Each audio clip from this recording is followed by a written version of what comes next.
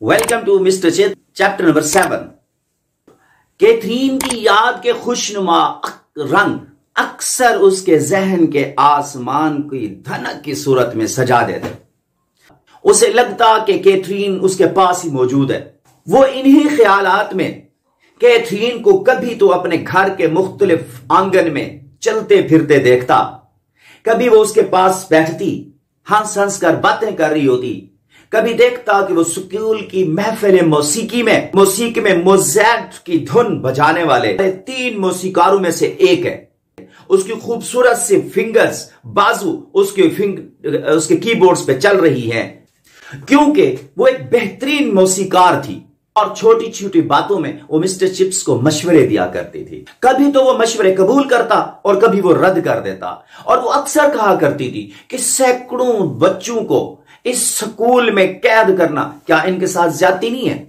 इनको यहां इतने लोगों को बंद करना ये फितरत के खिलाफ है। It's against the nature.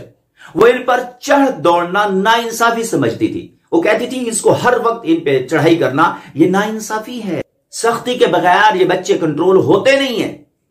एक गंदी मछली सारे जन को गंदा कर देती है। वो उसे लड़कों के साथ थोड़ा सा नरमी से बिहेव करने का मशवरा देती और उसे कहती कि इन्हें खुद को सुधारने का एक मौका तो और दें, इन्हें बताएं कि ये दुनिया के लिए कितने इंपॉर्टेंट है। और इस तरह से कि इसको इस छोटी सी बात पे स्कूल से खारिज ना किया जाए, यहां से इसको एक्सपेल ना किया जाए। वो कहती कि इन्हें एक मौका दिया जाना चाहिए। वो 10 में से 1 दफा उसका मौका रद्द कर देता, लेकिन बाद में साबित हो जाता। और वो कहता कि काश मैंने उसके वो मशवरे भी मान लिए होते। कैथरीन हमेशा स्टूडेंट्स के साथ, तलबा के साथ उसे नरमी से बात करने की इस्तदा करती कि हमेशा इन पे नर्म लहजा इख्तियार किया करें।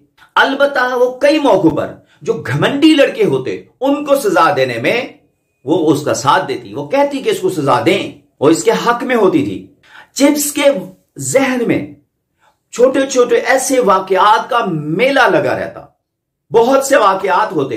वो अक्सर सोचता को इन्हें सपुर्द कलम करेगा, वो कभी लिख लेगा, जब मौका मिलेगा वो लिख लेगा और इन्हें एक किताब की सूरत में वो मुरत्तब करेगा। वो किताब बनाएगा इसकी, पर उसकी एक कॉपी में कुछ बेतरतीब वाकयात लिख देता, छोटे मोटे डायरी में अंदर लिखता रहता। मगर लिखना उसे जाती तौर पर पसंद नहीं था। उसकी 2 वजूहात थी। उसे थका देता था। नंबर 2, वो कहता है कि जब चीज लिखी जाती है उसकी वो चाशनी खत्म हो जाती है, उसका वो मजा खत्म हो जाता है। आग के सामने बैठे बैठे वो मजे के ख्यालों में गुम हो जाता, उनमें गुम हो जाता। वाकयात होते जो दिलचस्प होते और काफी ऐसे थे जो उससे अफसरदा कर देते।